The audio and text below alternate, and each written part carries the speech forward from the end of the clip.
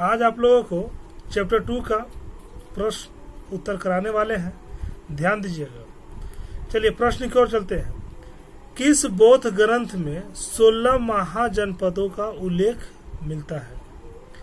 Answer लिखिएगा। बौद्ध ग्रंथ अग्नुतर निकाय एवं जैन ग्रंथ भगवती सूत्र हमें इन 16 महाजनपदों क्षेत्रीय राज्य का सर्वप्रथम उल्लेख मिलता है। समझ में आ रहा बात को? चलिए दूसरा प्रश्न की ओर चलते हैं। हर्यक वंश का संस्थापक कौन थे? हर्यक वंश का संस्थापक कौन थे? आंसर लिखेगा बिंबिसार। पाटलिपुत्र, अगला प्रश्न है, पाटलिपुत्र नगर की स्थापना किसने कराई? आंसर लिखेगा उदय भद्र ने। अगला प्रश्न है, किन नदियों के संगम पर पाटलिपुत्र स्थित है? आंसर लिखेगा गंगा, सोन एवं पुनपुन। अगला प्रश्न है, मौर्य वंश का संस्थापक कौन था? आंसर लिखेगा चंद्रगुप्त मौर्य। किस अभिलेख से अशोक द्वारा कलिंग विजय की जानकारी मिलती है? आंसर लिखिएगा 13वें।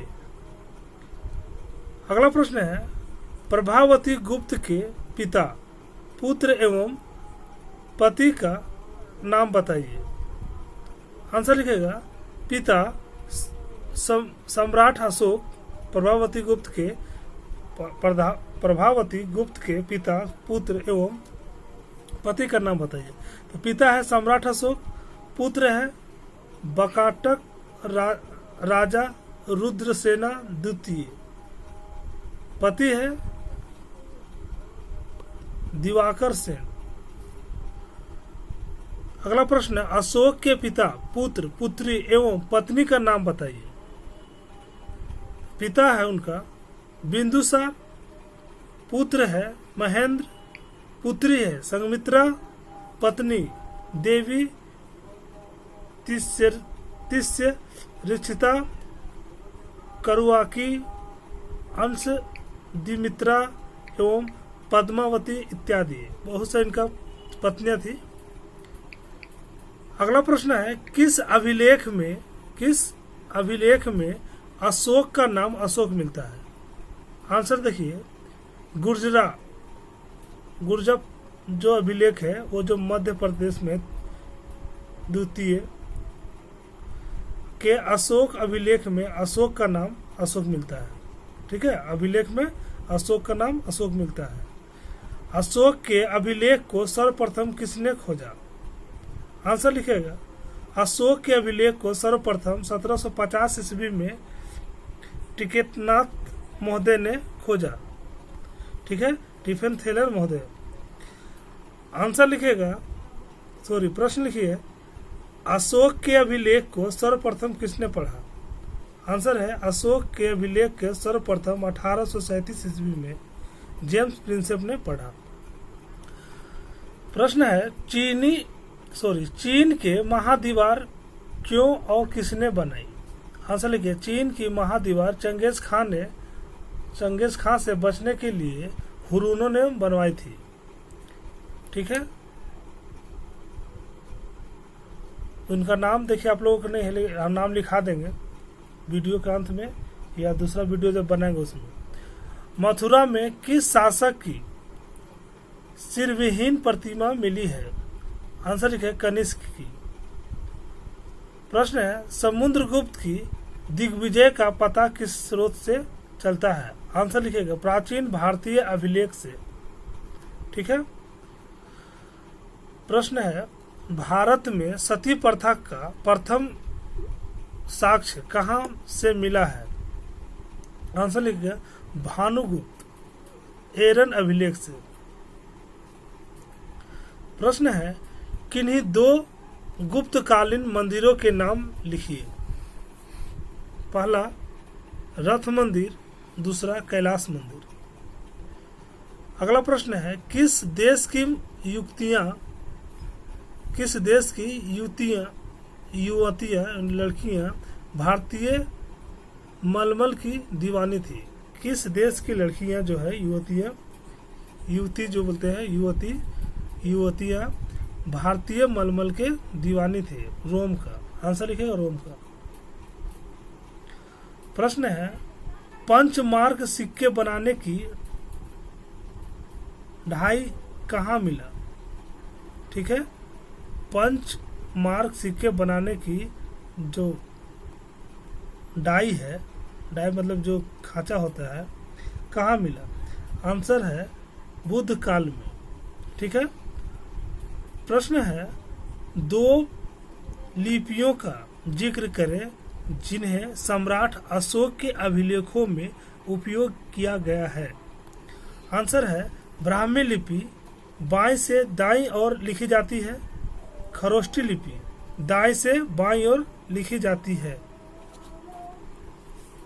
अगला प्रश्न है अशोक के अभिलेखों की क्या महत्व है? अशोक के अभिलेखों से मौर्य काल से, आंसर लिखेगा अशोक के अभिलेखों से मौर्य काल से पूर्व महाकाल तक के इतिहास का वर्णन मिलता है। मौर्य काल से पूर्व मध्यकाल तक का इतिहास का वर्णन मिलता है। चलिए, गुप्त सम्राटों का इतिहास जानने हेतु उपयोग में लाए गए स्रोतों का वर्णन कीजिए।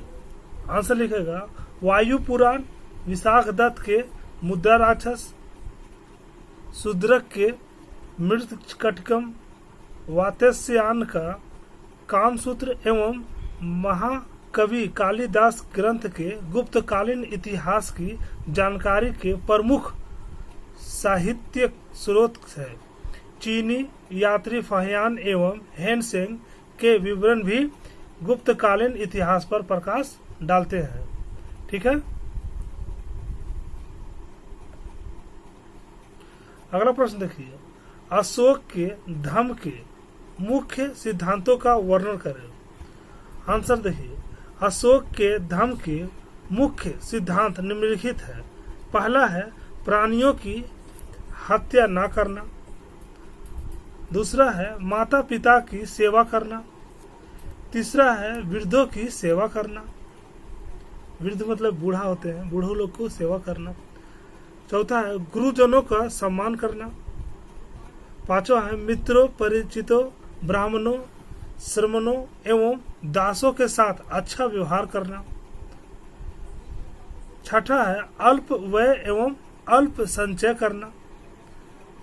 सातवां है सादगीपूर्ण जीवन। समझ में आ बात को? अगला प्रश्न है किन्हीं दो स्मृतियों के नाम लिखे। पहला, दो स्मृतियों के नाम निम्नलिखित है। पहला राजेश्वर का शिव मंदिर। दूसरा एलोरा का कैलाश मंदिर। अगला प्रश्न है किस राज्य में राजाओं के नाम के पूर्व पहले माताओं का नाम लिया जाता है? आंसर लिखेगा आंध्र प्रदेश। अगला प्रश्न है भारत में सोने के सिक्के सर्वप्रथम कब और किस वंश के राजाओं ने जारी किए थे? यह प्रश्न बहुत इंपॉर्टेंट है, ये एग्जाम में बार बार पूछता है। भारत में सोने के सिक्के सर्वप्रथम कब और किस वंश के राजाओं ने जारी किए थे? आंसर लिखेगा इंडो ग्रीक ने 116 से 145 ईसा पूर्व में सबसे पहले भारत में सोने के सिक्के जारी किए। 26वां प्रश्न है पाटलिपुत्र का वर्तमान नाम क्या है? आंसर लिखेगा पटना। 27वां प्रश्न है शासकों की प्रतिमा और नाम के सिक्के सर्वप्रथम किस राजवंश के राजाओं ने जारी किए थे? शासकों के प्रतिमा यानी मूर्ति वाले और नाम वाले सिक्के सर्वप्रथम किस राजवंश के राजाओं ने जारी किए थे? आंसर लिखेगा कुषाण वंश के इंडो ग्रीक राजाओं ने जारी किए थे। अंतिम प्रश्न है 16 महाजनपदों में सबसे शक्तिशाली महाजनपद कौन सा था? आंसर लिखिएगा मगध महाजनपद सबसे शक्तिशाली था। चलिए, आप लोगों को वीडियो अच्छा लगा होगा तो लाइक कीजिए, शेयर कीजिए, सब्सक्राइब कीजिए। धन्यवाद।